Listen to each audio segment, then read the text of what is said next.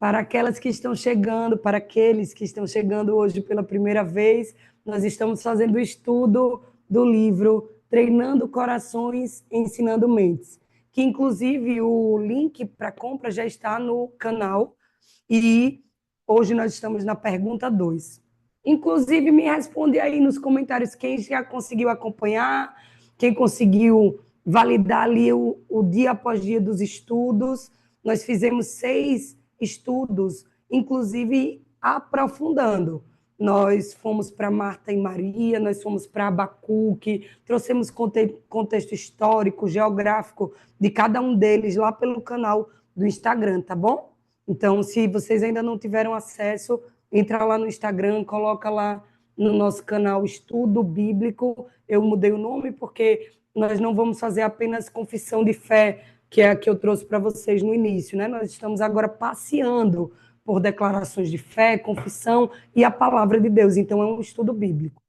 E nós vimos na primeira pergunta do Catecismo de Westminster qual é o fim principal do homem. Eu quero que vocês me respondam aí nos comentários. Qual é o fim principal do homem? Vou até beber uma água para esperar vocês responderem.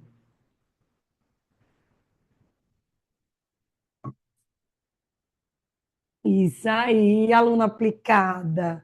Glorificar a Deus e gozá-lo para sempre. E aí nós vimos segunda-feira, terça-feira, quarta-feira, quinta-feira e sexta-feira de meditação na palavra de Deus, de como é esse fim principal, o que é glorificar a Deus, o que é gozá-lo eternamente. E hoje nós vamos para a pergunta 2. Que regra Deus nos deu para nos orientar na maneira de o glorificar e gozá-lo eternamente? Aí você já anota, para quem ainda não adquiriu o livro, já anota aí a resposta, tá bom? Porque você vai, durante todo esse estudo da sua semana, onde você vai revisar cada texto bíblico que nós vamos trazer hoje para você, você vai revisando e você vai respondendo para si mesmo. Que regra Deus nos deu para nos orientar na maneira de o glorificar e gozá-lo eternamente? A palavra de Deus, que se acha nas Escrituras, no Antigo e no Novo Testamento. Essa é a única regra para nos orientar na maneira de glorificar a Deus e gozá-lo eternamente.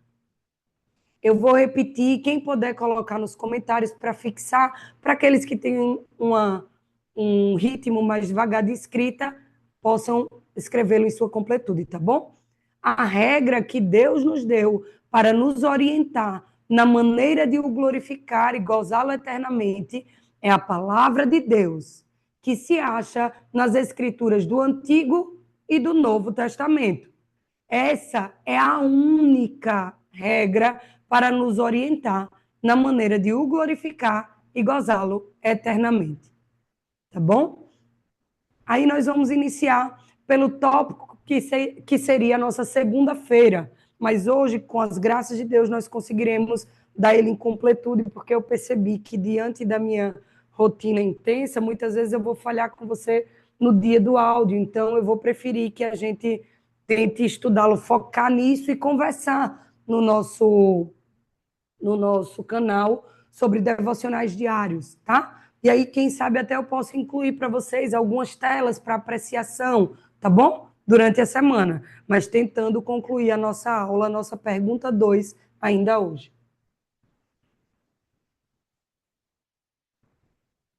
Na meditação da segunda-feira, quem tiver o seu livro, já tica aqui, ó. Você está vendo que tem um marcador para você dar o seu ok. Então, já dá o ok aí na segunda-feira. O nosso propósito principal é glorificar a Deus, como já aprendemos na pergunta 1, e gozá-lo para sempre. Mas como fazemos isso? Onde podemos encontrar a resposta de como fazer isso? O único que realmente sabe como glorificar a Deus é Ele mesmo. Ele é o único que pode nos dizer como glorificá-lo. Deus pode falar conosco da maneira que Ele quiser. Ele escolheu falar conosco através da sua palavra, a Bíblia. E aqui vale um adendo. Lembrem-se, nós estamos fazendo o catecismo de Westminster, fé reformada. mas nós confessamos, nós no sentido de comunidade nova criatura, nós confessamos uma fé pentecostal. Então, nós cremos na continuidade dos dons e, diante disso, nós cremos, como a gente leu para vocês no nosso encontro passado, que eu vou reiterar agora. Nós cremos nas Escrituras em sua completude. Então, Atos 2, para nós, é continuado na igreja de hoje. Então, nós cremos nas profecias, nós cremos nos dons de cura para os dias de hoje, porque nós vivemos isso. Então, esse lugar de que Deus fala por meio da Bíblia, é nada que nós fizermos vai de encontro ao que está aqui dentro. Se for, nós precisamos estar como bereanos. Eu vou trazer um pouquinho mais desse estudo para vocês ao longo da nossa semana. Os bereanos era Paulo pregando, um apóstolo de Deus pregando, e ele aqui, conferindo. Peraí, deixa eu ver se está tudo ok. E não é por um lugar de soberba, de orgulho, deixa eu ver onde ele está errando. Não, é de, ei, vamos lá. Se tiver algo desalinhado com a palavra, a gente vai lá. Se eu não entendi algo que está escrito na palavra, eu vou lá e eu pergunto. Esse é o lugar de acessibilidade que nós devemos ter hoje. As lideranças, elas não estão como alguém superior a vocês. Elas estão aqui como mediadores da palavra de Deus, não com relação ao Senhor. Lembrem-se, a Bíblia diz que só há um mediador entre Deus e os homens, Cristo Jesus crucificado. Mas no entendimento da palavra, nós conseguimos ensinar uns aos outros e ser como ferro afiando ferro. Esse é o propósito. E aí, quando ele diz aqui que a Bíblia é a forma como Deus escolheu falar conosco, é uma das formas que Deus escolheu falar conosco. Muitas vezes ele vai usar o seu espírito. Agora, nenhuma das outras formas vão de encontro a essa palavra. Ele deixou um manual, uma palavra revelada para que não se fuja, para que as heresias não tenham vez, para que esteja tudo alinhado, amarrado dentro dos limites daquilo que ele descreveu. Isso é um manual para mim e para você. Amém? E aí, continuando, ainda na segunda-feira é dito tudo o que precisamos saber sobre Deus a fim de o glorificar e gozá-lo eternamente é encontrado nas Escrituras. Se perguntarmos a outra pessoa sobre como glorificar a Deus, ou se procurarmos em algum outro livro além da Bíblia, não podemos ter certeza se conseguiremos a informação correta. Mas podemos confiar na Bíblia, porque ela é a palavra de Deus e podemos estar seguros de que nunca está errada. Ela é infalível, ela é inerrante. A própria Bíblia descreve assim, que céus e terra passarão. Quem aqui é da área de psicologia, de ciências? Tem alguém aqui? Me conta aí nos comentários. Eu mesma, por exemplo, eu sou professora e sou advogada. E dentro da advocacia a gente vê que surgem novas leis que vão revogando leis anteriores. Se você vai para a área do profissional de pedagogia, tem ensinos, tem metodologias para ensinar alguém a aprender a ler e escrever.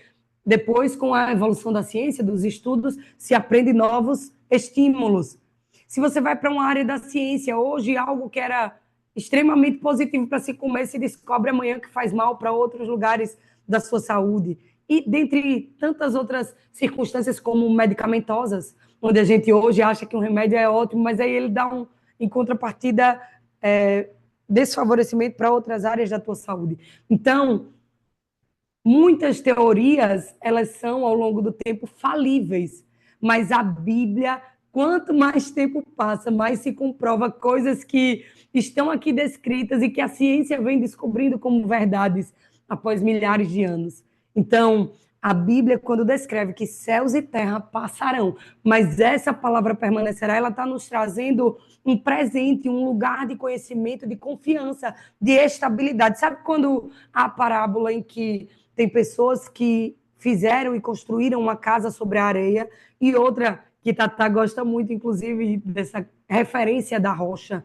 A rocha é algo sólido, é algo que traz uma segurança, uma estabilidade. Você vê gerações passando e rochas permanecendo no mesmo lugar. E a nossa rocha, que é Cristo, ela é imutável. Ela é uma base sólida, é algo que você pode estar hoje aqui, seus netos amanhã, seus tataranetos, os seus bisavós lá atrás, se eles vieram de uma raiz, de um ensinamento cristão, não muda o ensino. ele é o mesmo. Cristo, consumado na cruz do Calvário, Deus criando um lugar perfeito, o jardim no Éden, aí Deus se relacionando com a sua criação, posteriormente o homem escolhendo se afastar de Deus, pecar contra Deus, acontecendo a queda, e diante da queda o plano perfeito, a sabedoria, a soberania de Deus, nos trazendo a redenção que há em Cristo Jesus e a nossa expectativa pela glorificação que virá com a vinda de Cristo. Então, percebam que é imutável esse ensino do cristianismo. E isso é um lugar de segurança e estabilidade tão precioso que nós podemos estudar e nos aprofundar sem temer que amanhã vai surgir novas teorias, entende? E aí ele pede para que a gente abra para entender um pouco mais disso, da importância de confiarmos na Bíblia como sendo a palavra de Deus. Abram aí comigo em 2 Timóteo 3, 16 e 17. Nós podemos estar seguros de que a Bíblia é inerrante. Nós podemos estar seguros de que Deus é fiel para cumprir tudo que ele prometeu em sua palavra. E a cada ano que se passa, a gente só vem confirmando e validando isso. É precioso demais quando nós mergulhamos nesse conhecimento da palavra de Deus. Nos dá um lugar de segurança, de Nádia, 2 estabilidade. Timóteo Isso. Capítulo 3, 3, versículo 16 e 16. 17. Lê para mim, Tatá, por favor. Pois não. 16.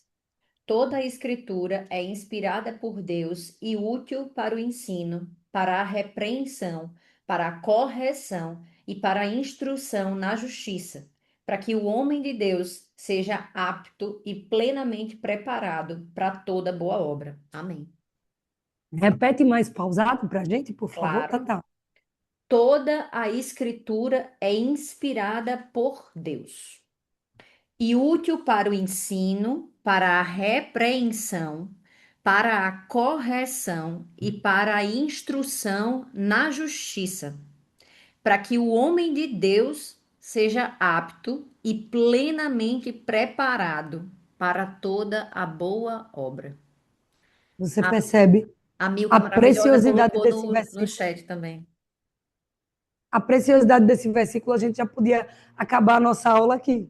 E já Concordo. teríamos a lição para não só para uma semana, mas para um mês, para a vida, Para a vida toda, né?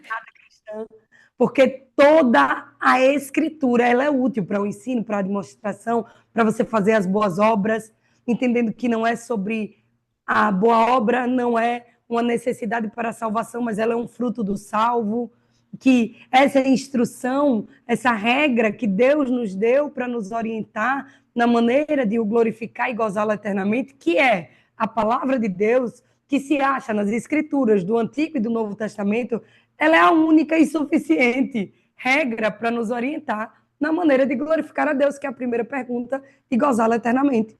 Então, sabe qual é o melhor estudo que você pode fazer aí? Vai lendo toda a Bíblia. Aí, qual é a necessidade que nós temos muitas vezes de estar nesse coletivo, que é muito importante?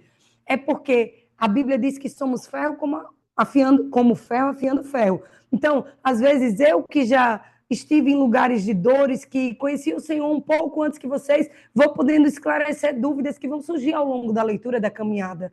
Às vezes eu vou poder te indicar uma Bíblia de estudo de teólogos que são referências e que não brincam de mudar a palavra de Deus, porque tem muita gente distorcendo a palavra do Senhor em sua genuinidade, em sua completude, em sua divindade, porque não é uma palavra nossa que nós possamos mudar a interpretação como muitos têm pregado. Não, isso é uma mentira do diabo para deturpar verdades bíblicas imutáveis. Então, quanto mais fidedigna for a tua tradução aí aos textos originais, quanto mais fidedigno for o teu professor de ensino, o teu pastor que está ali mediando o teu ensino bíblico, quanto mais fidedigno for a professora que está vos ensinando no estudo bíblico, as escrituras sem enfeites, adereços, complementos, melhor.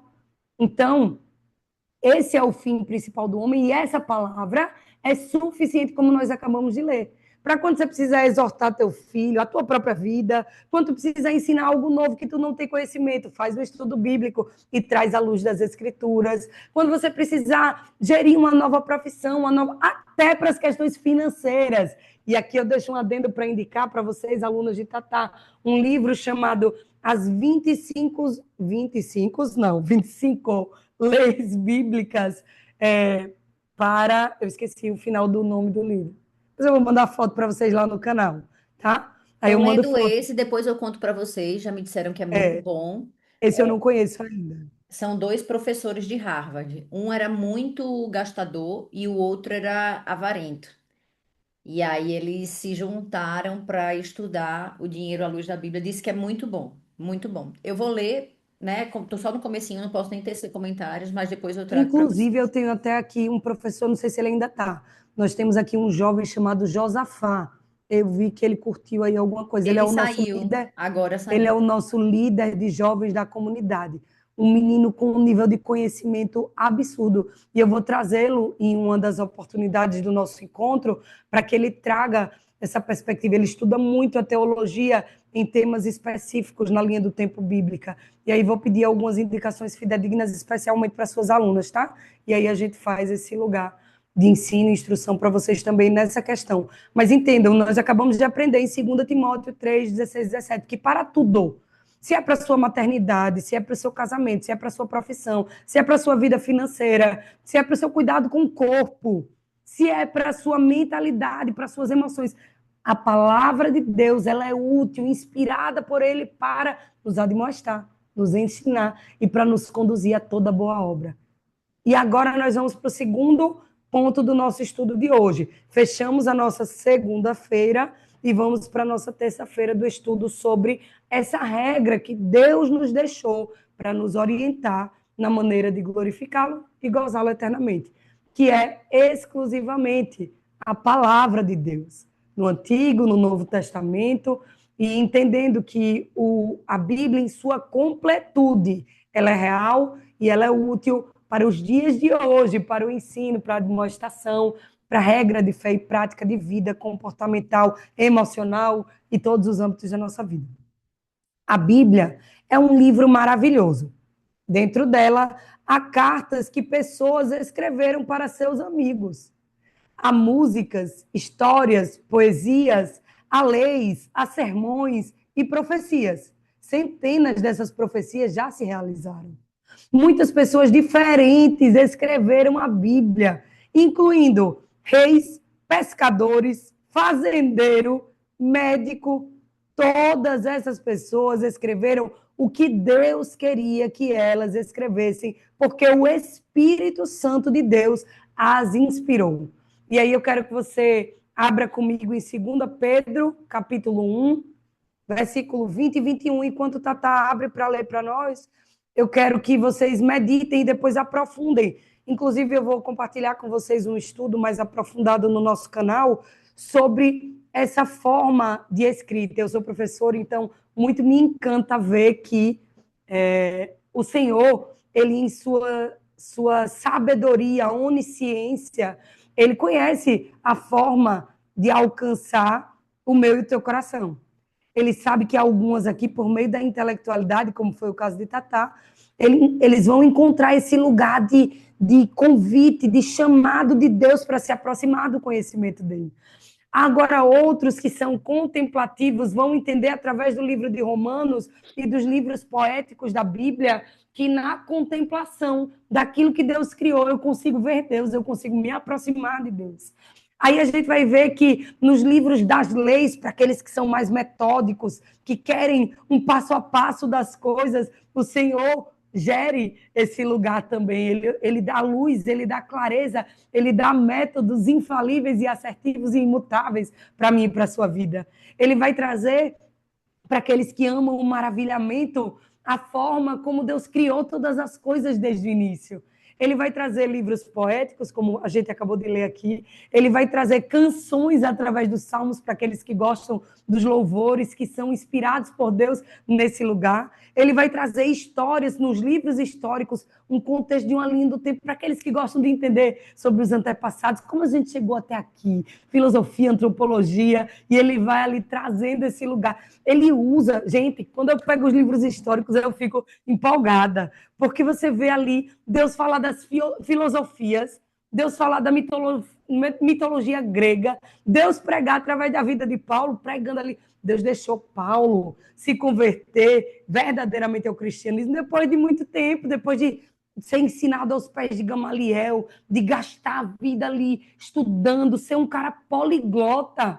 Aí depois que ele foi preparado nesses lugares seculares, que o orgulho estava lá no topo, que ele não servia para nada se ele não se convertesse, a não ser para queimar no fogo do inferno. Aí Deus vai lá e tem um encontro pessoal com ele. E naquele encontro pessoal ele usa toda a bagagem que Paulo teve durante toda a sua vida de ensino, de estudo, para pregar a pessoas que outros jamais alcançariam. Então, isso é incrível. A gente vai ver ao longo desse estudo de hoje que essa regra que Deus nos deu para nos orientar na maneira de glorificar e gozá-lo eternamente, essa mesma regra, Antigo e Novo Testamento, Bíblia, inspirada por Deus, a palavra de Deus, ela vai me tocar e me tomar em pregação de uma forma totalmente diferente que ela vai fazer com Tatá, de uma forma totalmente diferente que ela vai fazer com Larissa, nossa amiga dentista, que enquanto está ali cuidando de vidas, consegue pregar do amor de Deus. Vai ser totalmente diferente da forma com que Jéssica, com que Charlene, que estão ali cuidando da sua casa, do seu lar, vão ensinar e instruir uma próxima geração através dos seus filhos. Você entende como Deus ele é pessoal? Ele é íntimo de cada um de nós, ele tem um propósito único e exclusivo onde nós estamos, com o fim principal de glorificar a Deus e gozá-lo e desfrutar dessa presença, desse ensino, dessa admoestação que a gente leu em 2 Timóteo 3, 16 e 17, porque essa palavra é suficiente. Se nós mergulharmos nela, se nós nos deleitarmos nela, nós vamos sair cheios, transbordando. Sabe quando você mergulha numa piscina? Você mergulha numa piscina, você saiu, a pessoa que está do seu lado pode estar até sequinha. Se você abraçar ela, já era. Ela vai se molhar com a água que está em você. Então, quando um jarro, se eu encher a minha garrafa aqui, encher, e até ela transbordar, ou eu coloco em copos para que outras pessoas possam beber, ou eu vou estragar aquilo que eu estou enchendo. Assim sou eu e você, minhas irmãs. Não tem sentido a gente se encher e transbordar e começar a derramar, porque a mesma usina hidrelétrica que ela gera vida, que ela gera finanças, que ela gera emprego, que ela gera ali recurso para toda uma cidade, ela pode gerar destruição, ela pode causar morte. Se acontecer o quê? Se ela reter. E assim é o cristão 007. Sabe aquele cristão que ama ler a palavra, sabe de tudo de Bíblia, mas não prega para ninguém, não muda nada da sua vida, não tem uma transformação, não é uma nova criatura? Pronto. Ele, ao invés de causar vida, fluir ali no rio de águas vivas, do exemplo prático da hidrelétrica, para que fixe na mente e no coração de vocês. Vamos ver prático. Brumadinho, Mariana, usinas que eram ali geradoras de renda para toda uma comunidade, que geravam emprego, finança, vida. Aí, quando a represa acontece além dos limites, ela causa destruição, morte, num lugar que era para gerar vida, recurso, provisão. Então, eu e você, dentro desse estudo da palavra de Deus que nos orienta na maneira de glorificar a Ele e gozá-lo eternamente, nós não podemos reter conhecimento. Nós temos que mudar a vida, transbordar em outras vidas, para que sejamos verdadeiramente sal da terra e luz do mundo. Para que esse ensino que foi deixado para nos admoestar, para nos transformar, para nos levar às boas obras, venha transformar não somente a nossa vida, mas a vida dos que nos cercam, das trevas para a maravilhosa luz. Então, Tatá, pode ler para mim, por favor, para nós. 2 Pedro 1, 20 e 21. Eu tô na NVI. A Milka colocou aí no chat, a Ara também, para quem quiser acompanhar. Antes de mais nada, saibam que nenhuma profecia da Escritura provém de interpretação pessoal, pois jamais a profecia teve origem na vontade humana, mas homens. Aqui tem uma nota de rodapé para mim que alguns manuscritos têm homens santos. Glória a Falaram Deus. da parte de Deus, impelidos pelo Espírito Santo. Quer O que eu repita? termo original de santo é cortado. A palavra mais próxima é cortado. Separado. É alguém que busca uma vida de separação, de entendimento, de renúncias do mundo, das coisas do mundo, que, como a Bíblia diz em Romanos 12, ele não se amolda a um padrão do mundo, mas ele é transformado pela renovação da vossa mente até que seja capaz de experimentar e comprovar a boa, perfeita e agradável vontade de Deus. E é nesse lugar de separação, de santidade, que o Senhor nos revela coisas ocultas. É lindo, como por graça e misericórdia, porque a Bíblia diz que todos pecaram. Paulo, que escreveu a Bíblia, pecou. Pedro, que escreveu a Bíblia, pecou. Quem mais? João pecou. Todos que vocês... Maria, José, Ruth, Noemi, todos pecaram e destituídos da glória estão. Só que o sacrifício de Cristo é suficiente. Então, ele nos leva a um lugar de confissão, de arrependimento e de mudança de vida. E é isso que nos habilita a viver esse relacionamento íntimo com Deus, onde o ser irrepreensível que a Bíblia nos descreve, que o presbítero, o pastor deve ser irrepreensível, não é no sentido de não pecar. É no sentido de todas as vezes que ele peca, ele não precisa de ninguém apontando o dedinho para ele. Ele é o primeiro a dizer: miserável pecador que sou, me perdoe, Senhor. Me lave no teu sangue, apesar de mim mesmo, diante das minhas fraquezas, mostre a sua força. E aí o Espírito de Deus se apodera de nós e ele, apesar de nós mesmos, nos usa para salvar, para curar, para libertar vidas em nome dele, para a glória dele. E assim a gente vive o que ele diz aqui, que dentro dessas cartas para seus amigos, há músicas, histórias e poesias, leis, sermões, profecias, muitas pessoas diferentes. Veja, não é profecia, não é exclusiva para pastor. A profecia, a Bíblia fala, vai dividir em 5 ministérios o caminhar cristão. A gente vai estudar isso mais para frente em Atos 2, em Atos seguintes, capítulos seguintes. E esses 5 ministérios, dentre eles, há mestres, a profecia, a fé, a ensino da palavra. Então, dentre a cura também. Então, nós precisamos entender que todos esses pilares do ensino da fé cristã, eles só podem acontecer inspirado pelo Espírito de Deus, embasado na palavra do Senhor. E ele vai abarcar pessoas como reis, pescadores, fazendeiros, médicos, donas de casa, empresárias, educadoras financeiras, dentistas. Ele vai abarcar a mim e a você. Basta que nós estejamos buscando esse lugar de conhecimento, de regra que Deus nos deu para nos orientar na maneira de glorificá-lo e de gozá-lo eternamente, e que nós possamos confessar os nossos pecados, receber o perdão do Senhor Jesus Cristo e crer na suficiência dele e do seu Espírito, para que nos instrua em toda boa obra, como a Bíblia nos ensinou em 2 Timóteo 3, 16 e 17. Vocês estão conseguindo compreender até aqui? Se vocês quiserem tirar alguma dúvida, fazer algum adendo, levanta a mãozinha, vai conversando comigo, tá bom? Nós vamos passar já para o terceiro tópico, que é a nossa quarta-feira, para que nós possamos entender que regra Deus nos deu para nos orientar na maneira de glorificá-lo e gozá-lo eternamente. E exclusivamente, suficientemente, essa regra é a palavra de Deus, no Antigo e no Novo Testamento.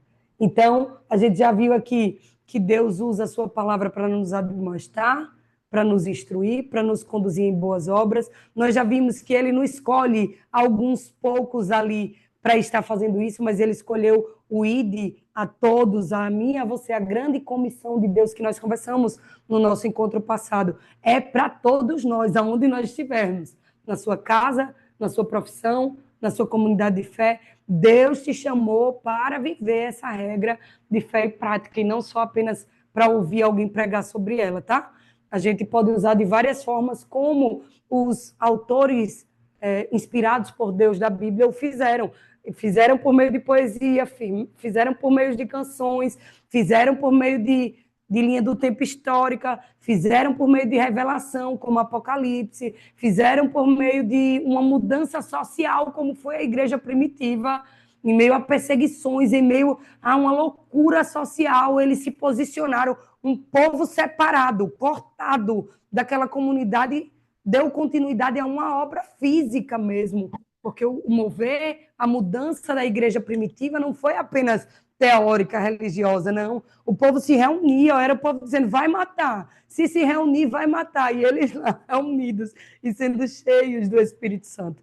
Então, é uma mudança que vai além de teoria e de mentalidade apenas. Começa na mentalidade, mas muda a forma como você vai se relacionar. Lembra do nosso exercício de casa? Muda a forma como nós vamos receber em casa irmãs para estar em comunhão, para um tempo de pausa. Esses dias eu tive uma experiência incrível. Eu tenho o privilégio de ter irmãs artistas, a começar pela minha filha, né? Que pinta telas e que ama esse lugar da pausa, da contemplação, porque eu sou muito da produtividade. E isso nem sempre é uma qualidade. E aí, minha filha tem me levado a um lugar de contemplação desde o seu nascimento, nesse lugar de necessidade de pausas, de respiros. E esses dias nós tivemos a oportunidade de pintar junto com Camila, que é a artista, e com Fabiola, que é uma irmã que faz bolos, e ela está agora com um projeto de bolos artísticos. E aí nós fomos pintar num bolinho. Gente, que momento precioso. Pausamos ali, nós três apenas, viu? Esse movimento é um movimento que a gente pretende crescer para mulheres, para ter esse momento de pausa e respiro, mas o Senhor disse, começa com vocês três. Eu quero meses aí de treino com vocês, para eu revelar a vocês como eu quero, o que eu quero. E aí a gente pintou ali aquele bolo, orou ao Senhor, Deus comunicou conosco por meio do jardim, e eu disse, Deus, que preciosidade. A gente poder meditar na tua palavra, ouvir a tua direção, a tua instrução, as boas obras que o Senhor tem para este tempo, e depois a gente entender que dentro das habilidades de cada uma, porque ali eu preguei para elas naquele momento, a Camila nos trouxe uma aula artística, cantou canções inspiradas por Deus ali na hora, dedilhando o violão e sendo inspirada por Deus a cantar canções a Ele. Aí a Fabiola, dentro das suas artes, de fazer bolos e pintar, nos inspirou a contar a história daquilo que a gente tinha vivido no nosso bolinho. Então você percebe como cada uma dentro das suas habilidades tem algo a partilhar, a instruir, a admoestar por meio da palavra de Deus aqueles que lhe cercam.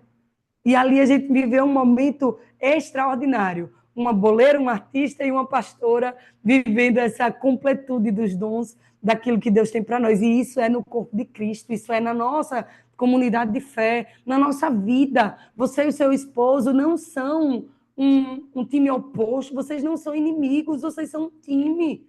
Vocês precisam aprender a viver como esse time que se completa. Você e seus filhos não estão caminhando a caminhos distintos, não. Vocês precisam alinhar, ajustar as rotas e estar nesse lugar de unidade, de comunhão, de complementar uns aos outros. Quantas vezes, dentro dessa realidade, quando a Madu me chamava para esse lugar de pausa, mãe, eu preciso de você aqui. Mãe, eu preciso de você hoje comigo, sentada, pintando uma tela. E mas eu estou com tanta coisa para fazer, meu Deus, como é que essa menina me pede? Ela está pedindo demais de mim. E o Senhor dizia, não. Eu te dei essa filha por um propósito de te forjar, de te amoldar ao meu equilíbrio, ao meu lugar de centralidade. E quantas vezes ela, nesse lugar, também O medo tentava paralisá-la, a vergonha tentava procrastiná-la, e eu incentivava, não, filha, eu estou aqui, eu vou contigo, eu te dou a mão, você não está sozinha, a gente vai vencer. E hoje, por exemplo, eu tenho uma lei dentro da minha casa. Toda tarde eu pauso tudo, pode ter quem tiver na minha casa. Na viração do dia ali no pôr do sol, eu paro tudo, boto minha cadeirinha, que inclusive já fica ali, ó, deixa eu mostrar para vocês. Estão vendo que tem uma cadeira na porta bem aleatória? Minha cadeirinha, que eu só tiro quando eu vou receber visita, porque eu deixo ela ali para me lembrar que eu preciso desse tempo de pausa. E eu sento na porta e eu pego meu livrinho, ou meu café, ou minha Bíblia e vou contemplar. E Deus é tão maravilhoso que todos os dias Ele manda o Bem-te-vi para que eu possa... O Bem-te-vi eu acho que eu já compartilhei com vocês, né? Que é algo que fala muito profundamente no meu coração. Não compartilhei? Pois é chegado o tempo. Deixa eu pegar aqui algo.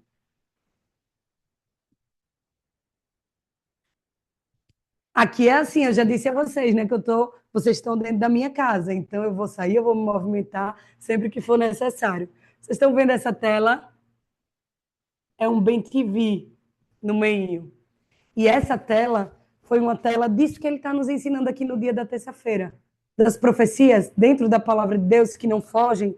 O Senhor, em um dos momentos mais difíceis da nossa vida, de transição ministerial, o Senhor disse a mim: vai na casa da Camila, eu vou falar contigo nesse lugar de poesia, de pintura, assim como Deus acabou de nos ensinar que os homens de Deus falam conosco através da Bíblia, por meio de histórias, de músicas, de poesias, de sermões, de profecias. Deus fala conosco dessa forma também.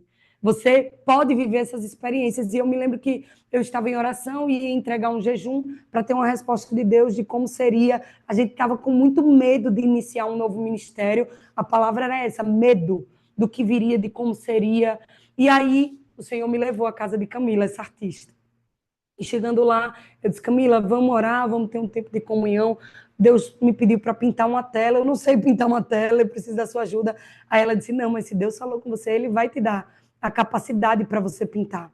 E aí nós oramos, um mover de Deus incrível. E enquanto nós estávamos orando, Deus me revelou essa cena, exatamente essa cena. E aí eu disse: pai, o que é isso? Porque eu tinha pedido ao Senhor a resposta de um bem-te-vi, e eu não vi bem-te-vi nenhum durante o tempo das orações do jejum. E eu, meu Deus, isso não é de Deus, Senhor, me ajuda, eu estou achando que o Senhor não está nos levando a esse lugar, porque o medo estava me cegando para entender essas verdades que Deus queria me revelar. E aí, quando eu vi essa cena, eu disse: pai, o que é isso? Eu tenho 3 cactos, em outra oportunidade eu vou poder mostrar a vocês. Eu tenho 3 cactos aqui na porta da minha casa. E todas as vezes que algo vai acontecer na nossa vida, ele floresce como um sinal de Deus. No batismo da minha filha, na consagração pastoral do meu esposo, na minha consagração pastoral, ele sempre floresce. E é engraçado porque normalmente é só em tempo de chuva, né? Que ele vai florescer, mas não, aqui ele floresce no sol a pino. E aí o Senhor dizia: lembra dos meus sinais, filha? O bem-te-vi não sou eu me manifestando através do bem-te-vi. O bem-te-vi é você. Você é o meu bem-te-vi. Eu quero conduzir a tua vida como eu conduzo a um bem-te-vi. Eu provejo o alimento para o bem-te-vi, a bebida para o bem-te-vi. Eu provejo todas as coisas para o bem-te-vi. Se você, filha, estiver firmada na rocha, que é Cristo, você estará segura. Ainda que o bem-te-vi saiba voar, se ele estiver na rocha, ele estará seguro. E aí o Senhor, eu perguntava ao Senhor: Senhor, e esse escuro que o Senhor me revela na tela, o que é? Ele dizia: as trevas, as dificuldades, as provações que você precisa passar. Perceba que a mesma cor que está aqui sendo dissipado por esse lindo pôr do sol estão na vida, nas marcas do bem-te-vi. São as mesmas cores que está no bem-te-vi. E as marcas vão ficar, mas as dores, as trevas vão ser dissipadas e eu vou cumprir o pôr do sol, o novo dia, o novo que eu tenho para a vida de vocês. Só que tem um detalhe, minhas irmãs, a gente está emocionado, né? Tá lindo, mas agora vem um detalhe cômico. Camila me bota para pintar a tela. Ficou pior do que um desenho do meu filho de 6 anos, muitíssimo. Eu disse: Deus, mas não é isso não. Ela disse: calma. Ela fez a separação das cores E aí eu fui pintando aquelas pinturas assim, sabe, de criança que não sabe pintar, e ficou horrível quando eu pintei. E aí ela disse, calma, eu vou dar o acabamento. E aí do acabamento dela saiu essa obra de arte linda, e o Senhor falava no meu coração, enquanto ela ia dando o acabamento, o Senhor dizia, filha, tudo o que vocês precisarem para esse novo tempo, para esse novo ministério, eu vou mandar, eu vou prover, eu vou mandar os especialistas, eu vou mandar os especialistas naquilo que eu preciso para formar. Eu só preciso de obediência. O BTV, ele é obediente. Ele não tem ninguém que dê comida ou bebida, mas ainda assim ele canta, ele adora, ele louva o Senhor, porque ele sabe que o Criador dele proverá todas as coisas. E eu te quero como meu BTV. Eu te quero entendendo que eu vou prover todas as suas necessidades, a necessidade da comunidade, e obedeçam os meus comandos, é chegado o tempo. E então, depois dessa tela que nós pintamos, desse tempo que a gente viveu ali, o Senhor começou a abrir portas, nos levou a o Luiz Hermínio, o Senhor nos deu um canal que pessoas passam anos para conseguir falar, e a gente foi em um mês, já estávamos lá dentro do Mevan, já saímos de lá como filiados Mevan, e desde então a gente tem crescido na graça, no conhecimento, a obra tem prosperado de uma forma linda, a gente já saiu de um hotel que era alugado para uma casa pastoral, já estamos construindo um galpão, pela graça, pela misericórdia, pelo favor de Deus, em obediência e para a glória do nome dele. Entenda que o nosso fim principal, como nós vimos na primeira pergunta, é glorificar a Deus e gozá-lo eternamente. O meio para que isso aconteça é o mergulho aqui, nessas escrituras. É a regra que Deus nos deu para nos orientar na maneira de glorificá-lo e gozá-lo eternamente. Então, a obediência a essa palavra, a mudança de vida por meio dessa palavra é o que vai transformar-nos para viver o propósito, o processo, a promessa de Deus para as nossas vidas. Então, com esse testemunho, com esse breve relato daquilo que Deus tem feito na comunidade, eu quero te inspirar a viver essa regra de fé e prática, ainda que pareça muitas vezes escuro, meio não tão claro, não tão belo ainda, não tão contemplativo, entenda que ele é fiel para cumprir o que ele prometeu. E aos poucos, com os especialistas que ele vai enviando aí para mim, para a tua vida, às vezes vai ser um pastor, às vezes vai ser um irmão em Cristo, às vezes vai ser um artista, às vezes vai ser um emprego, às vezes vai ser alguém que vai chegar na tua vida para gerar a transformação que você precisa, você vai chegar lá. Você vai chegar a esse lugar de beleza, de contemplação, de entender que Deus é aquele que arranca, expulsa fora todo medo e nos faz viver e cumprir o propósito dele para esse tempo, para essa estação, através dessa regra de fé e prática. Amém? Eu quero que vocês abram aí comigo. Vai me contando o horário, Tatá, que daqui eu não consigo ver. Vou, Nós meu estamos aqui. amor, são 10h14, então nós Maravilha. temos aí 45, 40 minutos, tá bom? Maravilha. Eu quero que você abra comigo agora, Tatá. Deuteronômio 4, versículos do 5 ao 8.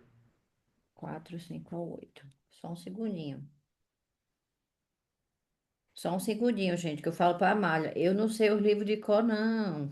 Nem se preocupe, eu vou lendo enquanto você vai abrindo, tá? Foi só Tá. uma pausa para água. Na nossa quarta-feira, o autor traz assim: Deus nos deu a sua palavra escrita primeiramente aos israelitas.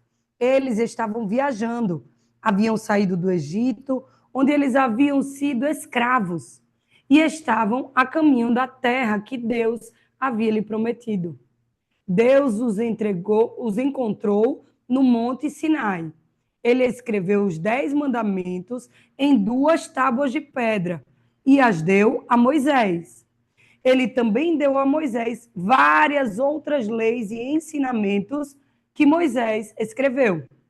Apesar de isso ser apenas uma pequena parte da Bíblia, comparado ao que nós temos agora. Os israelitas já sabiam que era um maravilhoso privilégio ter a palavra de Deus para ler e guardar em suas mentes e em seus corações. Os 5 primeiros livros da Bíblia, Gênesis, Êxodo, Levítico, Números e Deuteronômio, são escritos por Moisés. Esses 5 primeiros livros formam a Torá. E aí é o Pentateuco da Bíblia.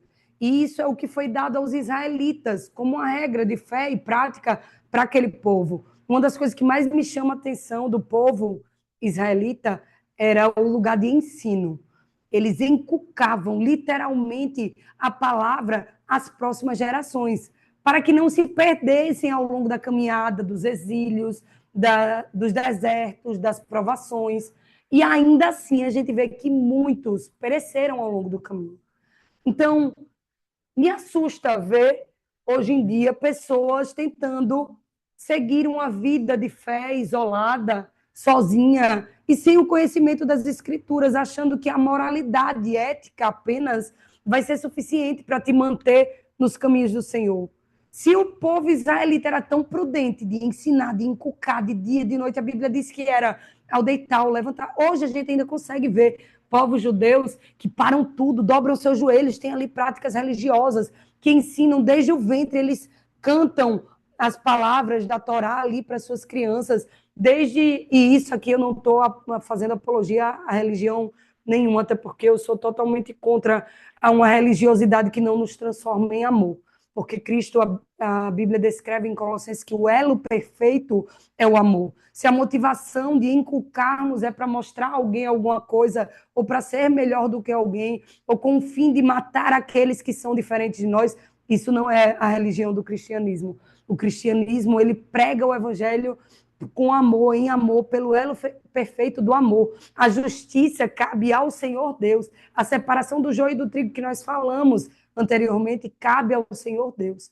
O nosso papel é pregar o evangelho em amor, com a intenção salvífica, transformação de vidas, do pior ao menos ruim pecador. Porque, como diz um pastor da nossa comunidade, o melhorzinho aqui não presta, porque todos pecaram e destituídos da glória estão. Então, quando a gente entende isso, a gente consegue pregar e viver o evangelho em amor, para a glória de Deus, e não para um ego, uma exaltação de um ego pessoal. E aí, quando ele diz aqui que essas tábuas das leis foram dadas aos israelitas para eles guardarem em suas mentes e em seus corações, isso deveria reverberar para mim e para você nos dias de hoje. Nós precisamos guardar essas verdades que nos protegem, que nos fazem transpor os desertos, sair de exílios, viver uma vida sem nos distanciarmos do propósito e do fim principal de glorificar a Deus. Nós devemos guardar essa palavra com fidelidade na mente e no coração. Hoje eu tenho visto, graças a Deus, um movimento leitor muito grande voltando no meio das pessoas, né?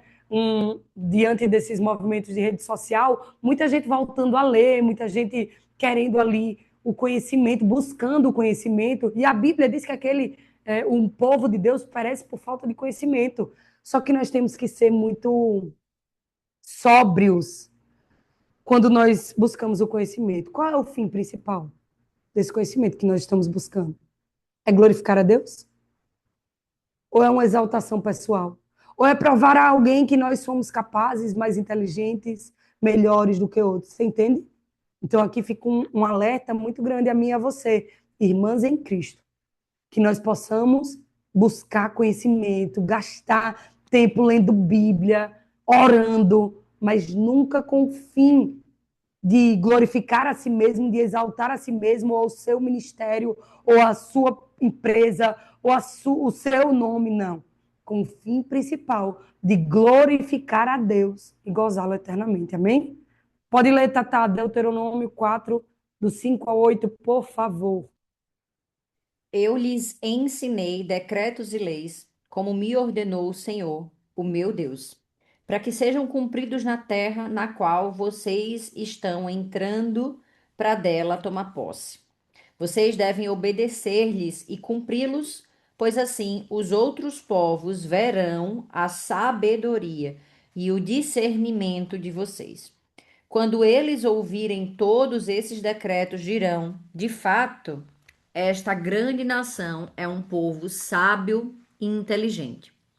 Pois que grande nação tem um Deus tão próximo como o Senhor, o nosso Deus, sempre que o invocamos? Ou Que grande nação tem decretos e preceitos tão justos como esta Ale- lei que estou apresentando a vocês hoje.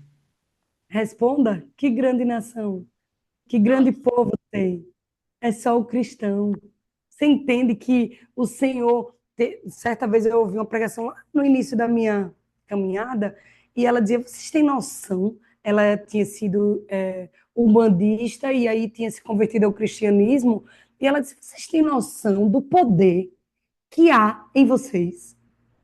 Vocês têm noção da tamanha graça do Deus que vocês dizem servir?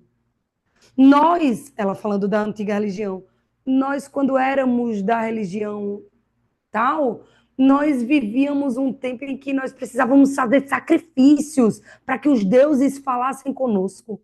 Nós nos cortávamos, ela estava ali explicando, cortávamos, tomávamos banhos de determinadas coisas, matávamos animais, nós fazíamos rituais vergonhosos para algumas pessoas. E vocês não precisam fazer nada disso. E o Deus de vocês habita em vocês. Vocês têm noção disso? Agora eu trago a pergunta para vocês. Vocês têm noção disso? De que o Espírito de Deus habita em nós?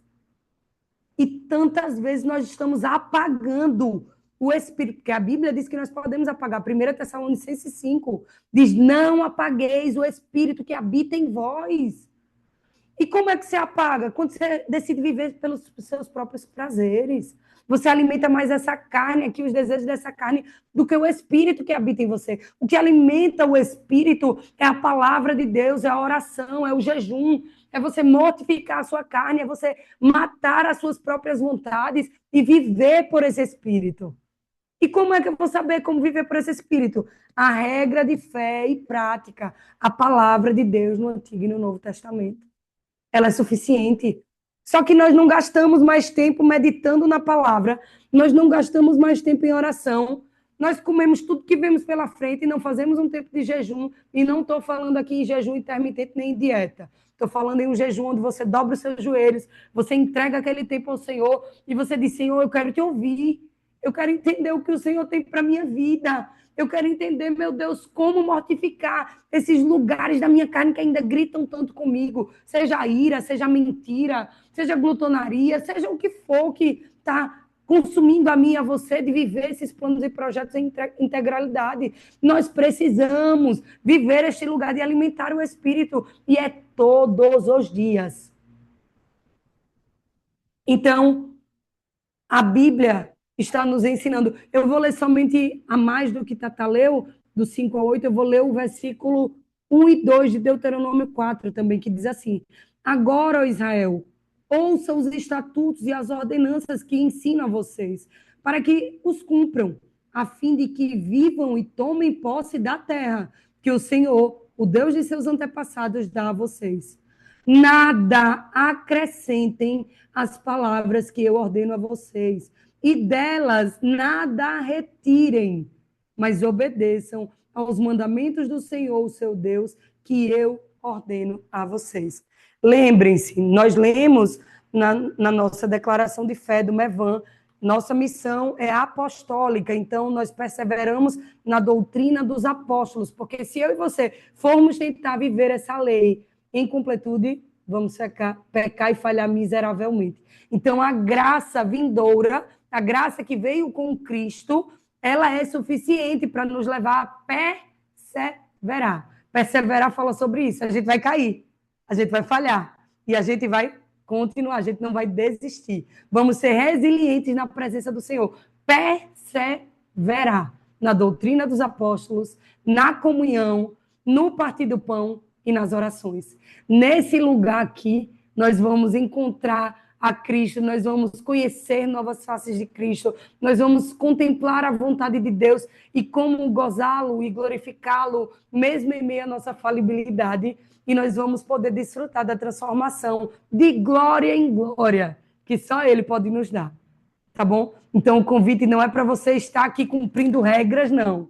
O convite é para que você conheça a beleza de Cristo, para que você se relacione com Deus, para que quando você cair, você se arrependa, você não venha se distanciar e se isolar por motivos egoístas, mas você venha perseverar na doutrina dos apóstolos, você venha perseverar na comunhão, na oração, no partir do pão, para que você seja transformado de glória em glória. Abra aí, por favor, está em Deuteronômio 29, 29.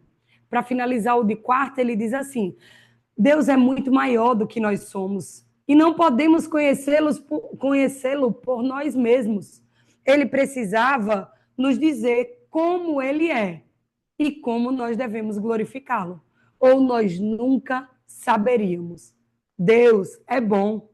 Ele nos deu a sua palavra na Bíblia para que pudéssemos conhecê-lo e agradá-lo. E mais, ele nos enviou o seu Filho unigênito para nos mostrar um modelo perfeito daquilo que ele espera de mim e de você, da caminhada que ele requer de mim e de você. Porque como a gente iniciou falando em João 14,15, aquele que o ama deve obedecer aos seus mandamentos. Então, a gente busca conhecer esses mandamentos por amor a Cristo. Ele morreu em nosso lugar. Ele entregou sua própria vida. Ele pagou o preço dos nossos pecados. Ele é o Cordeiro vivo de Deus que se sacrificou em nosso lugar. Então, diante desse amor consumado de Cristo, desse preço pago por ele, nós o amamos a ponto de estudar.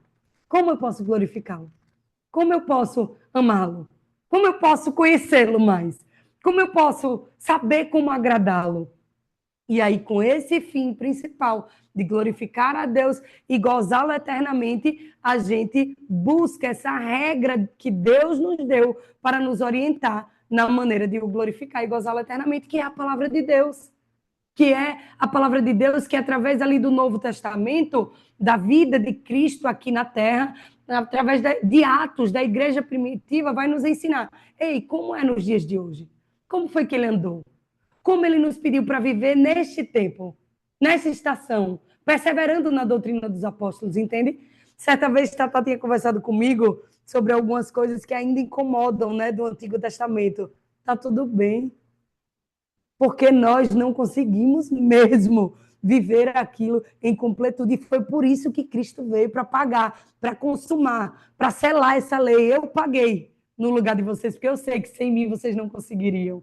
E aí, dentro dessa realidade do Cordeiro Vivo de Deus, que pagou esse preço por mim e por você, a gente agora vai analisar. Tá, ele pagou o preço, e agora eu vou amá-lo com todas as minhas forças.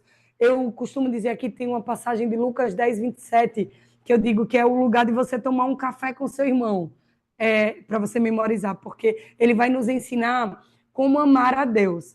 E aí ele diz, de toda a sua... Travou aqui. De toda a tua força, de todo o teu entendimento, de... Peraí, eu vou abrir. Travou minha mente. Vou abrir aí em Lucas 10, 27. Olhe como a Bíblia nos ensina a amar a Deus. Deixe-me achar. Ame ao Senhor, o seu Deus, com todo o seu coração, alma, força e entendimento. Pegue as primeiras letras dessas palavras. C, A, F e E. Coração, força, coração, alma, força e entendimento. O que é CAFE? Café. Você chama uma amiguinha para o café, porque aí o segundo mandamento, que ele vai dizer que deixou dois mandamentos. O primeiro é ame ao Senhor, de todo o seu coração, de toda a sua alma, de toda a sua força, de todo o seu entendimento. E o segundo é ame ao seu próximo como a si mesmo. Aí eu digo que você vai aprender a amar a Deus quando você chamar um amigo para tomar um café com ele. E aí você senta à mesa, você toma um café e você lembra, é de todo o coração, é de toda a alma, é de toda a força, é de todo entendimento. E aí você vai estar amando o seu irmão, ensinando isso ao seu irmão à mesa, num café. Por isso a importância da mesa, da comunhão. Por isso que a Bíblia diz que nós devemos perseverar na doutrina dos apóstolos, mas também na comunhão, no partir do pão e nas orações. Então, chame uma amiguinha aí para um café de novo e você vai passar a ela esse Lucas 10, 27, de como amar a Deus. Como é que eu faço para glorificá-lo, para amá-lo? Você vai amá-lo de todo conhecimento, de todo coração, e outras ações fala conhecimento. De todo coração, de toda alma, de toda força e de todo entendimento. Então, quando você praticar essas verdades e amar ao próximo como a si mesmo, você vai estar cumprindo os mandamentos do Senhor. E aí, pode ler o 29, por favor, Tatá. As coisas encobertas pertencem ao Senhor, o nosso Deus, mas as reveladas pertencem a nós e aos nossos filhos para sempre, para que sigamos todas as palavras desta lei. Tu lembra que eu tinha conversado sobre isso contigo esses tempos? Pois é, Sim, Deus é lindo e Ele confirma. Tem coisas, minhas irmãs, que eu e você não vamos entender por esse lugar de conhecimento, de estudo. Não vamos. A gente só vai entender por fé. E o que é fé, pastor Amado? Fé é o firme fundamento daquilo que nós não vemos, mas cremos. Sabe o lugar de intimidade que tu tem aí com teu esposo, ou deveria ter, que às vezes ele não precisa nem falar. Tu olha para ele, ele olha para tu e tu já sabe o que ele falou, sem nem palavras? Pois é. É esse lugar de eu não vejo, mas eu creio que o que Deus está me mandando fazer é o correto, é o certo. Eu não vejo, eu não vi ele andar, eu não vi ele curar os coxos, eu não vi ele ser batizado, eu não vi a pomba descer sobre ele, eu não vi a igreja primitiva ali sendo cheia do Espírito Santo, eu não vi, mas eu creio, porque eu tenho uma intimidade, um relacionamento tão grande com o Espírito Santo de Deus, que habita em nós, que eu oro, que eu jejuo, que eu busco a palavra de Deus, e ele me revela com tal convicção que eu não tenho como duvidar. Isso é fé. E muito do que nós viveremos com Cristo não será por um lugar intelectual e de conhecimento, seja ele emocional, intelectual, físico, não. Apesar de podermos usar tudo isso para a glória de Deus. Isso é positivo. Deus nos fez em completude, corpo, alma e espírito. E a Bíblia diz em Gênesis que quando ele nos fez, viu que era muito bom. Então, ele usou tudo, o intelecto, o corpo, a movimentação, a criação, as ideias, tudo isso é para a glorificação do Senhor. Mas esse lugar de perseverar no fruto, naquilo que ele está forjando em nós, tem que ser com fé e não apenas com aquilo que é visível. O culto da gente ele é racional, ele pode ser buscado, ele pode ser entendido, mas tem lugares de fé, degraus de fé que você só vai viver crendo apenas. Porque como a gente acabou de ler em Deuteronômio 29, o que está posto para o nosso conhecimento e para a gente ensinar às próximas gerações. E o que não está é para a gente se relacionar intimamente com ele. Tem um livro de teologia bíblica chamado O Deus Relacional. Ele traz muito essa perspectiva do relacionamento que revela coisas ocultas ali de Deus, porque a Bíblia diz que o Senhor revela o oculto, o escondido, que há tesouros escondidos e que você só vai acessar nesse lugar de intimidade, de conhecimento, de oração, de jejum, entende?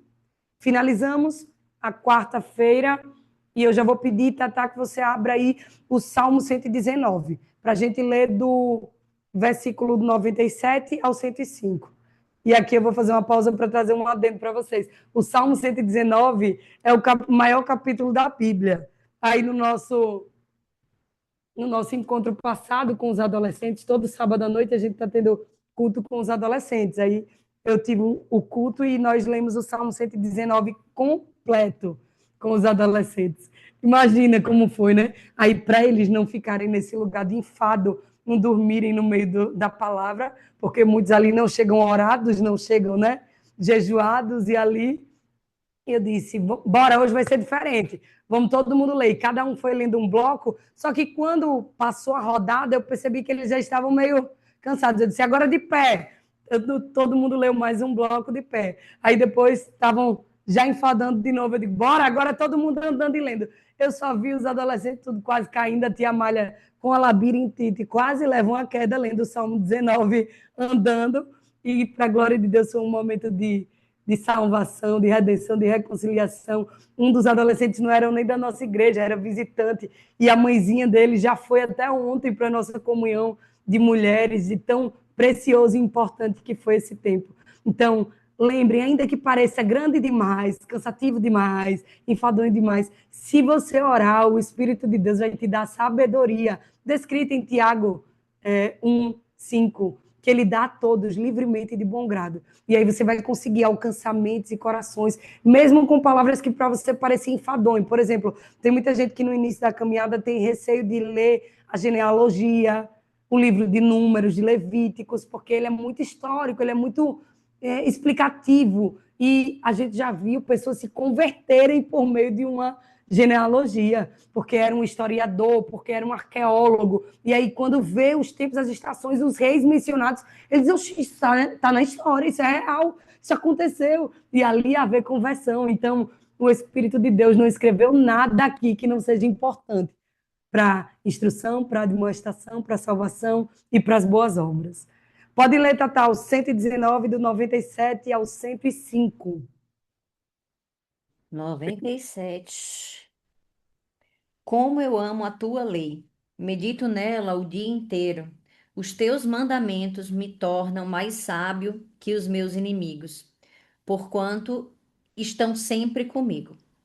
Tenho mais discernimento que todos os meus mestres, pois medito nos teus testemunhos.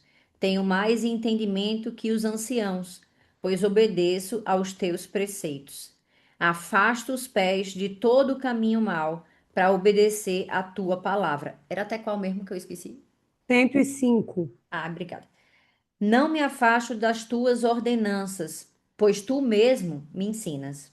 Como são doces para o meu paladar as tuas palavras, mais que o mel para minha boca. Ganho em entendimento por meio dos teus preceitos, por isso odeio todo caminho de falsidade. A tua palavra é lâmpada que ilumina os meus passos e luz que clareia o meu caminho. Amém. Esse salmo possivelmente tenha sido escrito pelo Esdras. E Esdras ele fez uma reconstrução espiritual de um templo que foi reconstruído por Neemias, onde uma cidade estava desolada, destruída.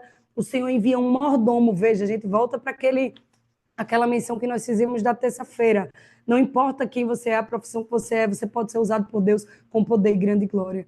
Um copeiro do rei, ele foi enviado para uma reconstrução de um templo que estava totalmente destruído há 70 e poucos anos, e ninguém conseguia reconstruir, e ali aquele copeiro, debaixo de uma direção de Deus, ele consegue cartas com reis, ele consegue provisão material, ele separa um povo, ele vai lá e ele reconstrói, mas o povo estava começando a se distorcer, mesmo diante de uma construção gloriosa como essa, eles estavam começando a se corromper, porque não estavam tendo o fim principal de glorificar a Deus e gozá-lo eternamente. Estavam construindo casas para si, estavam sendo egoístas, e aí Esdras vem com a reconstrução espiritual daquele ambiente. Ele chama o povo para a chincha, como a gente diz aqui no Nordeste, ele diz, epa, volta aqui a centralidade, o fim é glorificar a Deus, não é vocês viverem bem e confortáveis no meio desse povo.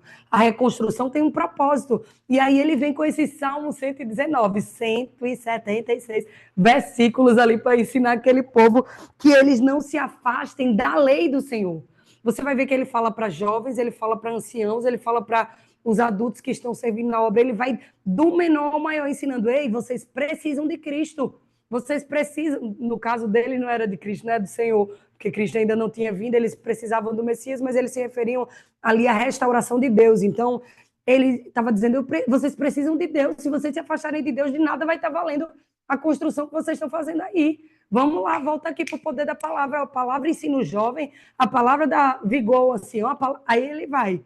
Então, que vocês possam meditar no Salmo 119, não como, poxa, é o maior salmo da Bíblia. Não, meu Deus, ele me ensina como guardar essa palavra, ele me ensina a importância da palavra de Deus para mim, para o meu filho, para o meu avô, para a minha avó. Ele me ensina.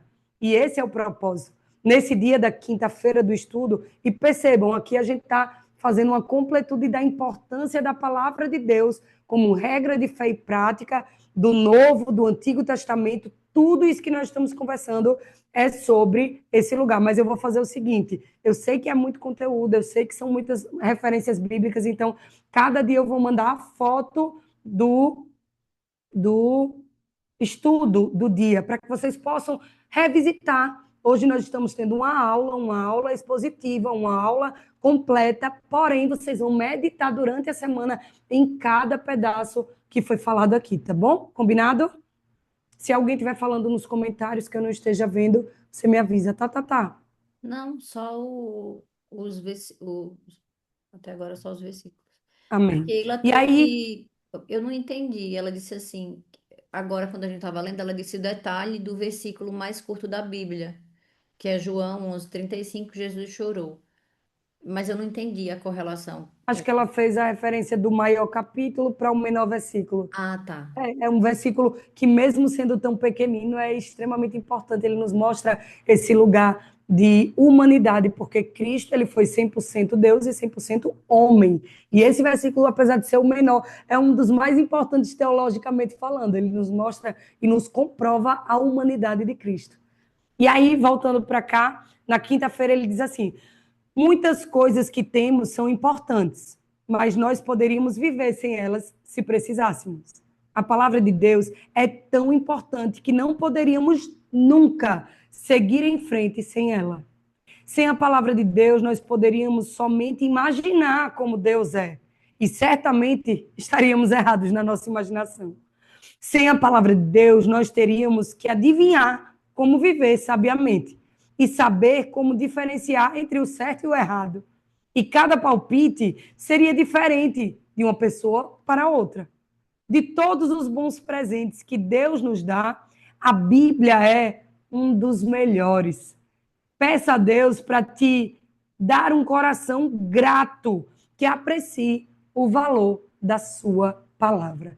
E isso começa com esse lugar de investir tempo no Salmo 119, de entender a importância da palavra e não abrir mão dela, por mais que seja cansativa aos olhos de muitos, por mais que seja difícil aos olhos de muitos, mas eu vou investir, porque eu entendo o poder da palavra, porque eu entendo que a palavra de Deus é tão importante que não poderíamos seguir sem ela, e por isso Deus nos deixou. E ele é tão misericordioso, faz infinitamente mais daquilo que pedimos ou pensamos, que além da palavra ele ainda nos deixa o Espírito, para nos ajudar a como orar, como entender, porque a gente vai ver depois, quando tivermos a oportunidade de meditar sobre o capítulo, o livro de Ruth, que ele descreve que naquele tempo era o tempo dos juízes, onde não havia rei sobre Israel. E quando não havia rei sobre Israel, cada um fazia o que lhe apraz. E estava um terror, estava um caos aquela cidade. Porque quando nós não temos alguém soberano, superior, onisciente, onipotente, onipresente, nos gerindo, nos dando um imaginário saudável. Aqui é uma luta. Eu tenho um clube literário. Eu sou professora para crianças de um clube literário e também de mulheres dentro da comunidade. E é uma luta para a gente fazer ele entender a importância, em especial os pais que não foram criados dentro de uma cultura saudável, de uma cultura de intelectualidade, entenderem a importância de ordenar o imaginário infantil, de apresentar a eles tanto bem quanto mal, de apresentar a eles consequências do bem e do mal ordenadamente. E por isso que a gente usa as histórias clássicas para fazer isso, porque antigamente, nos contos de fadas, nas histórias, nos contos maiores, nas fantasias, nas ficções, a gente conseguia muito ordenadamente o texto muito bem escrito, o vocabulário muito vasto, pessoas intelectualmente saudáveis conseguiam fazer com que essa criança entendesse, ainda que eu não precisasse dizer para ela, matar é errado. Mas quando eu lia uma história em que alguém matou outra pessoa, ela se chocava a tal ponto que ela dizia, não, isso não está certo. E ordenava o imaginário infantil daquela criança a ponto dela entender, eu não vou matar. Isso eu estou dando um exemplo grande, mas das pequenas coisas. Alguém que mentia como a Caixinhos Dourados, mentia para a mãe para poder sair de lugares de limite de proteção. E ali ela encontra com perigos, com riscos, e a graça alcança porque ela volta para o seio familiar, mas ela volta com a nova consciência de não, o que eu fiz, mentir, me levou a um lugar de perigo, me levou a um lugar de risco. Esse não é o lugar que eu quero para mim, não é saudável. A consequência dele pode ser muito desastrosa. Então, é uma ordenação do imaginário infantil, que é o que ele traz aqui também com a palavra de Deus. Sem a palavra de Deus, espiritualmente, a gente não tinha como discernir por céu e inferno. A gente não teria como discernir que nós somos pecadores e destituídos da glória. A gente estaria sempre medindo o outro como o tempo nos reis. onde não havia rei, cada um fazia o que lhe apraz, e eu estava sempre no lugar de julgamento, assim, ei, não, mas o meu pecadinho diante do que fulaninho faz é muito pequeno. Não existe pecadinho e pecadão para Deus. Nós temos que receber a graça, a misericórdia. Claro que existe ali, biblicamente falando, os pecados para condenação e os pecados que você pode clamar, arrepender-se e confessar diante do Senhor e receber. Por exemplo, a blasfêmia contra o Espírito Santo, e aí a gente vai para tantas discussões teológicas, mas enfim, isso é conversa para outro momento. Mas a gente entende que tem os pecados específicos ali que são para condenação, mas existem pecados que são para que a gente entenda a nossa necessidade de Cristo e que nós não podemos estar nesse lugar do tempo dos reis, em que você julga o seu pecado ou o pecado do seu irmão maior ou menor do que o de outro. A gente tem a redenção, o pagamento pelo pecado, ou seja, ele do menor ao maior em Cristo Jesus. Ele pagou o preço por nós. Então, meditemos nessa palavra, entendendo o que a pergunta 2 do catecismo nos traz hoje, que ela é a regra que Deus nos deu para nos orientar na maneira de gozá-lo e glorificá-lo. E aí, encerrando a nossa quinta-feira, fica aí a lição do Salmo 119 para casa, tá bom? Sexta-feira, a Bíblia é a única regra para nos orientar na maneira como podemos glorificar e gozar a Deus. Isso significa que a Bíblia tem a palavra final. Ela está sempre correta. Se alguma pessoa, algum livro discorda alguma vez do que a Bíblia diz, é a pessoa ou o livro que está errado. E foi engraçado que eu e o João, a gente sempre tem um tempo de devocional coletivo de manhã, e aí ontem a gente estava com uma discussão teológica em algo que a gente estava divergindo. E aí ele disse, vamos orar ao Senhor e o Senhor vai nos trazer clareza à luz da palavra. E ali a gente orou e eu estava errada na minha visão bíblica, e na hora não houve um peso no coração por estar errado. Eu disse, Bi é o meu esposo João, que eu chamo de Bi.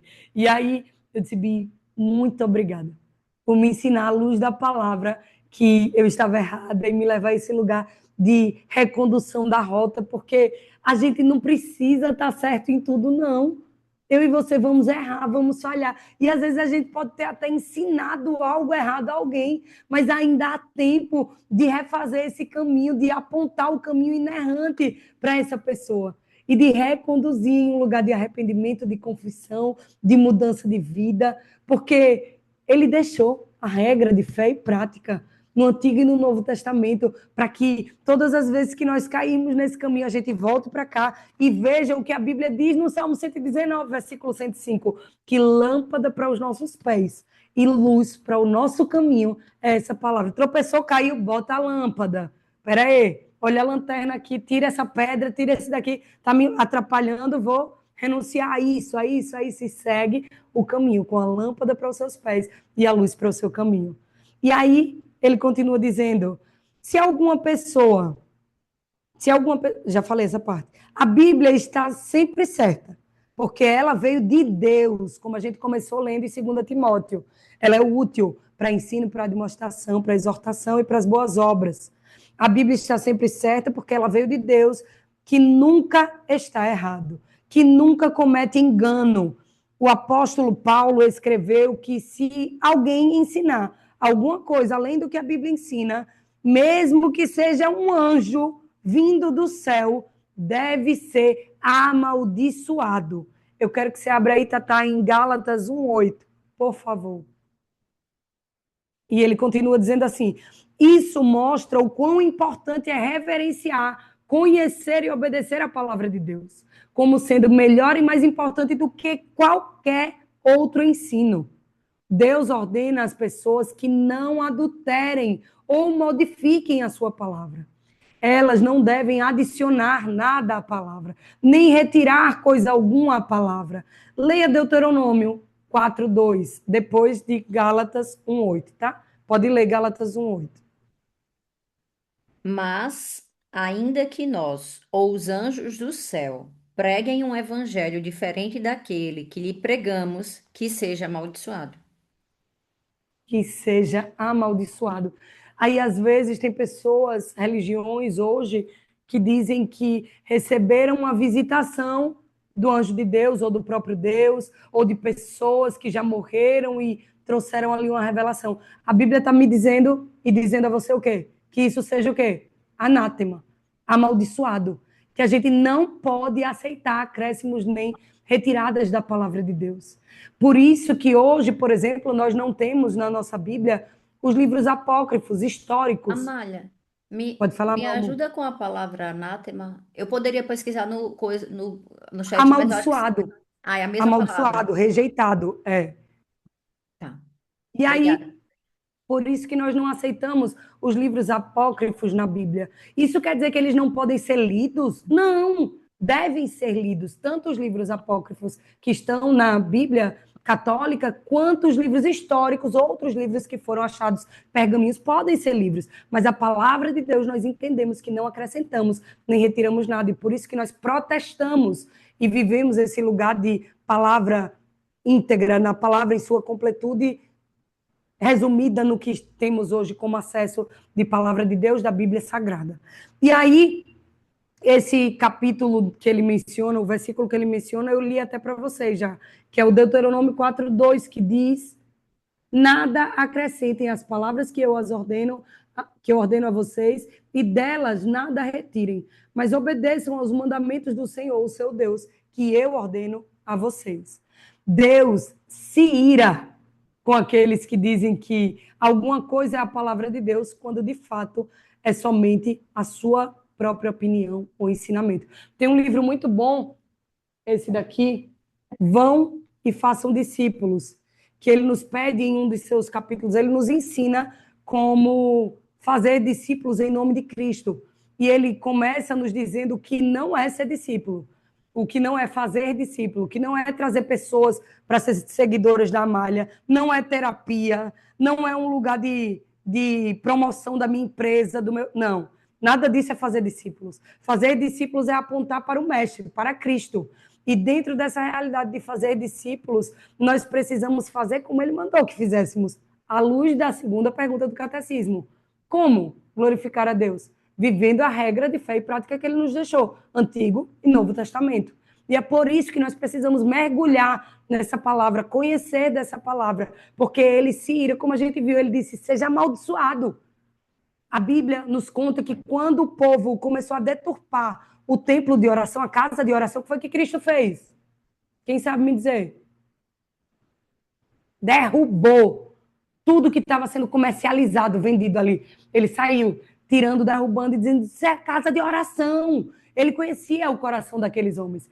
Ele sabia que nada ali do que estava sendo vendido era para edificação, era para construção do templo, não. Tinha nada disso, era para os seus próprios prazeres. Estavam fazendo como na época dos reis. Cada um faz o que acha que é bom e está tudo certo. Isso é uma mentira do diabo para destruir o povo de Deus. E com certeza haviam pessoas ali que estavam com uma fé genuína. Tanto que ele começa, depois daquele movimento, um ensino naquele lugar. Uma instrução, uma admoestação à luz da palavra revelada. Então, nós precisamos ter palavra de ensino. Você precisa conhecer essa palavra para quando alguém, numa mesa de conversa, estiver pregando algo que é anátema, que é diferente disso aqui, você em amor, não é com o propósito de matar ninguém, não, é de levar ao arrependimento. Você diz, oh, mas a Bíblia diz aqui em tal, isso e isso. Aí você chega, você foi para uma pregação, aí teu pastor está lá pregando, vai que ele esteja num dia mau, ele não conseguiu meditar nas escrituras e falou algo pela carne. Tu chega como edificadora do templo, como corpo de Cristo, e tu não vai condenar o teu pastor, sair falando mal do teu pastor. Tu vai pegar a palavra de Deus e vai dizer, pastor, eu não entendi o que o Senhor quis dizer quando o Senhor falou isso, isso, isso, porque a Bíblia diz como os bereanos faziam. A Bíblia diz isso, isso e isso. E ou ele vai te explicar para que tu entenda pelo Espírito que o que ele quis dizer não é o que você entendeu, ou você vai estar levando luz, lâmpada para os pés e luz para o caminho daquela congregação, daquela comunidade de fé, daquele pastor, daquela família, um lugar de redenção, como meu marido fez comigo, numa condição teológica.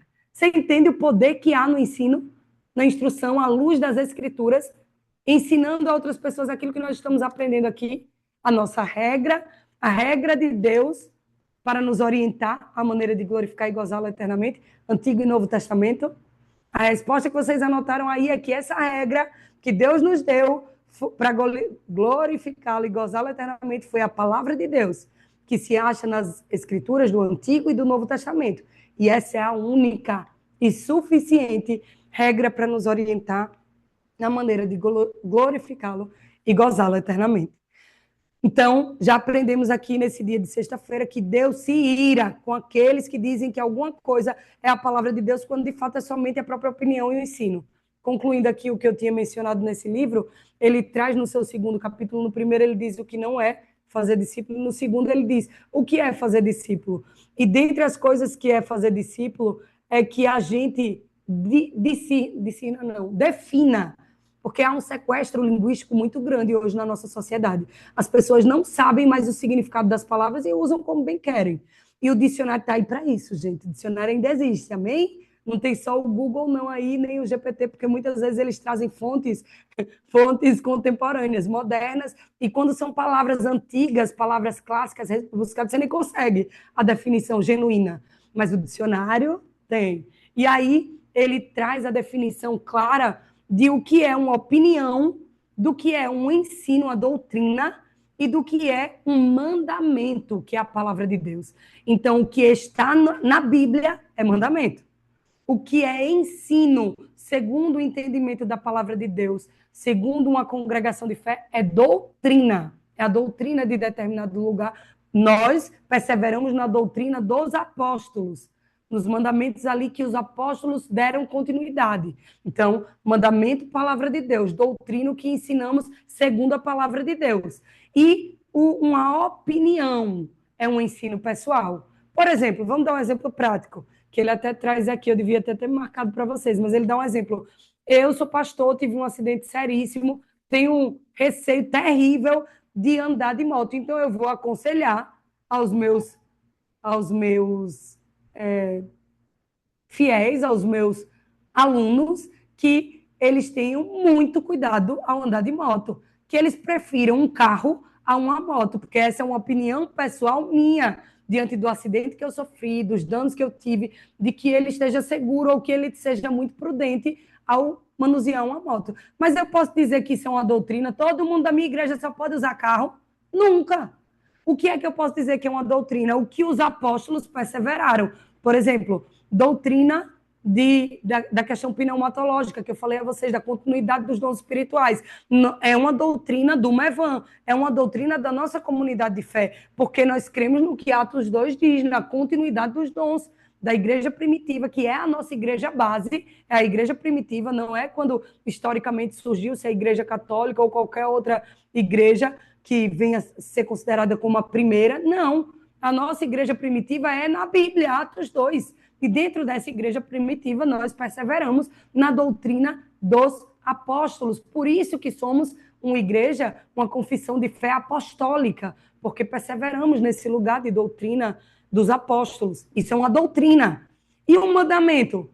Pega aí o que a gente acabou de ler em Deuteronômio 4, em Êxodo 20, os mandamentos de Deus. Aí a gente volta para aquele que nós lemos de Lucas 10, 27, os mandamentos que o próprio Cristo nos deixou. Porque quando você se refere aos mandamentos que Cristo nos deixou, que a gente diz, não, mas hoje são só 2. Sim, tu entende que aqueles 2 estão resumindo tudo aquilo que está lá no primeiro, em Êxodo 20? Porque quando ele diz que nós precisamos amar a Deus com todo o nosso coração, com toda a nossa alma, com toda a nossa força e com todo o nosso entendimento, ele está nos dizendo, ei, mocinha, cuide das emoções, cuide da tua mente. Ei, gaste tempo lendo, escrevendo, sua força, gaste tempo pregando, indo, fazendo a obra do Senhor. Gaste tempo usando a sua força para servi-lo, para conhecê-lo. Aí, o seu entendimento, busque conhecer mais de mim, não viva uma vida rasa, superficial. E aí ele está dizendo, mas não faça só isso sobre você. Ame ao próximo como a si mesmo. Ensine tudo aquilo que você está aprendendo ao outro. Então ele está dizendo tudo aquilo que vocês viram lá em Êxodo 20, não matarás, não roubarás, não darás falso testemunho, porque a primeira placa ali, ela resume um ato seu com Deus, do que você não pode fazer contra Deus. O outro, ele resume o comportamento relacional. 6 deles é no comportamento relacional, de como você deve proceder com seu irmão. Então, O mesmo ensino de lá de trás, ele é continuado aqui. As leis, as regras que nós não poderíamos pagar, comprar sozinhos, Deus, através de Cristo Jesus, selou, pagou o preço. Quando nós erramos, nós nos arrependemos, voltamos e perseveramos na doutrina dos apóstolos. Mas as regras são as mesmas, as regras de vida, né, comportamentais são as mesmas. E aí, para finalizar o nosso encontro, nós vamos para a nossa última meditação sobre a segunda pergunta do catecismo. Que regra Deus nos deu para nos orientar na maneira de o glorificar e gozá-lo? A palavra de Deus, que se acha nas escrituras do Antigo e do Novo Testamento. Essa é a única e suficiente regra para nos orientar na maneira de o glorificar e gozá-lo. E, por fim, nós temos que, apesar de Deus ordenar que as pessoas não façam isso, elas adicionam e eliminam partes da Bíblia. As pessoas dizem, Deus diz assim, mas prosseguem falando alguma coisa que Deus realmente não diz. E aqui a gente tem que ter muito cuidado, porque eu posso entender, e eu quero entender, em nome de Jesus, à luz de um lugar de ensino das heresias. Mas entendemos que Deus continua falando por meio de profecias. E as profecias, elas são julgadas à luz da palavra. Tanto que a Bíblia diz, eite, julguem as profecias, retenham o que é bom. Não se manda julgar o profeta. E muitas vezes pessoas que usam esse termo assim, o povo diz assim, Deus diz, e fala o que quer. Estão julgando o profeta e não a profecia. Então, nós temos que ter muito cuidado com isso aqui. Esse ponto é um ponto crucial de estarmos fazendo esse estudo coletivamente e não você individualmente aí no seu livrinho, porque eles trazem uma visão de fé cessacionista, de que cessou os dons na igreja de Atos. E nós cremos na continuidade dos dons. Então, Deus continua falando em meio ao seu povo, por meio das profecias. Por isso que nós perseveramos na doutrina dos apóstolos, como a Bíblia diz. E aí ele diz assim, mas prosseguem falando alguma coisa que realmente Deus não diz. Algumas vezes até mesmo os pastores dirão coisas sobre Deus que não são verdade. E qual é o nosso papel diante disso? Conhecer as Escrituras e, em amor, fazer o que nós conversamos um pouquinho antes aqui, né? Chegar para o nosso irmão que falou algo que para você não houve entendimento bíblico, você vai, à luz da palavra, perguntar humildemente o que ele quis dizer com aquilo, porque às vezes o erro está em tu, que entendeu tudo errado o que ele quis dizer. E às vezes, de fato, o erro está na fala do outro irmão. E ele vai, à luz da palavra, voltar para o caminho. É muito importante ter certeza se o que as pessoas dizem e nos ensinam está na Bíblia. No tempo do Novo Testamento, as pessoas na cidade de Bereia conferiam tudo o que Paulo dizia e viam se estava de acordo com as Escrituras. Agora eu quero que vocês abram aí em Atos 17, no versículo 10 e 11. Ui, desmarquei. Se alguém abrir antes que eu, pode já ler, tá? Cheguei. Atos 17, versículo 10 e 11, Tatá. 10. Logo que anoiteceu, os irmãos enviaram Paulo e Silas para Bereia. Chegando ali, eles foram à sinagoga judaica. Os bereanos eram mais nobres do que os tessalonicenses, pois receberam a mensagem com grande interesse, examinando todos os dias as escrituras para ver se tudo era assim mesmo. Aleluia. Eu vou acrescentar só o 12, que diz assim: muitos dentre os judeus creram, bem como um bom número de mulheres gregas de elevada posição e não poucos homens gregos. Veja o público que esse irmão em Cristo conseguiu alcançar. Atos é engraçado demais, porque quando Paulo foi enviado a Bereia, nós já falamos sobre o contexto de Paulo. Paulo precisou passar por tudo aquilo para ser encontrado por Cristo, para já prontinho aos olhos, porque tudo coopera para o bem. A gente sabe em Romanos 8, 28, que tudo coopera para o bem daqueles que amam a Deus e são chamados segundo o seu propósito. Então, quando Deus permitiu que Paulo vivesse tudo aquilo, foi para prepará-lo a alcançar este público aqui. Um público que iria para as Escrituras, um público que era número de mulheres gregas, ou seja, eles conheciam a mitologia grega, o conhecimento grego a fundo. eram homens de elevada posição, intelectualmente muito conhecedores, então eles sabiam quem era Gamaliel, o cara em que Paulo foi ensinado aos pés de Gamaliel. Então, tudo cooperava para o propósito da salvação daquele povo. Amém. E o detalhe peculiar que não pode fugir aos nossos olhos é que eles eram mais nobres do que os de Tessalônicas, porque receberam a mensagem com grande interesse. E quantas pessoas às vezes até recebem a mensagem, mas tipo assim, não, isso não faz diferença para mim não. Estou aqui só para bater meta, mas a me aprofundar, o que ela está falando não faz nem sentido para mim.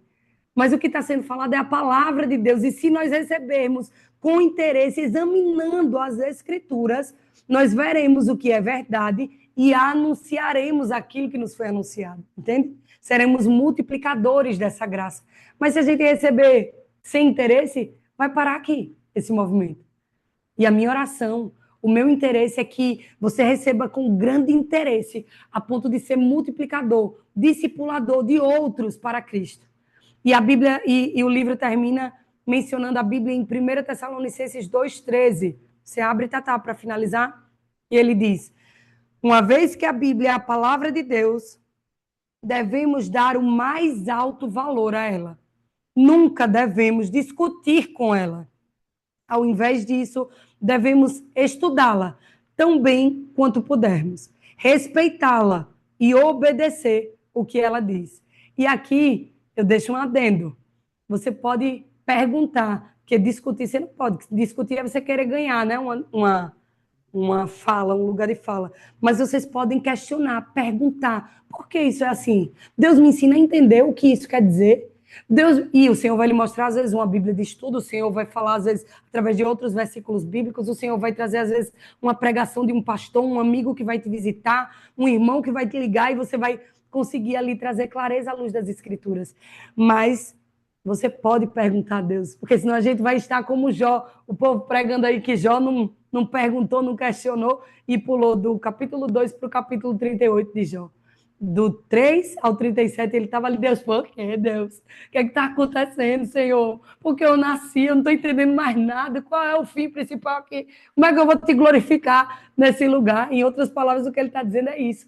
E aí Deus vai pacientemente ensinando a Jó, aperfeiçoando a Jó, para depois fazer com que Jó, no final do capítulo 42, diga: eu te conhecia de ouvir falar. Hoje meus olhos te veem. Melhor coisa é o fim do que o começo. Então, é esse lugar de clareza, de verdade, à luz das Escrituras, que o Espírito de Deus quer nos levar. De entender que a gente pode ter tido uma vida inteira de caminhada num suposto evangelho, mas que quando nós temos a clareza, o mergulho das Escrituras, das regras de fé e prática que Deus nos deixou para glorificá-lo e gozá-lo eternamente, a gente diz: meu Deus, eu conhecia de ouvir falar, mas agora os meus olhos estão vendo, o meu intelecto está entendendo, a minha boca está falando daquilo que verdadeiramente o Senhor requer de mim, requer dos meus irmãos, e eu posso viver uma vida, uma mudança de vida, um testemunho que vai levar a muitos a conhecê-lo, através do que Deus vai fazer na minha e na sua vida. Amém? Amém. Leia, Tatá, 1 Tessalonicenses 2,13, para a gente orar finalizando.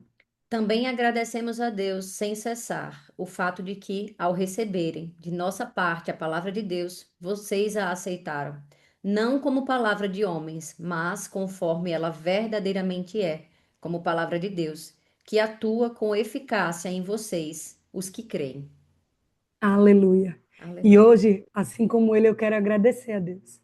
Agradecer a Deus pela vida de cada um de vocês. Aqueles que estão assistindo agora, aqueles que vão assistir depois, entendendo que a graça de Deus vai fazer, por meio do Espírito Santo de Deus, gerar o querer e o efetuar, descrito em Filipenses 2,13.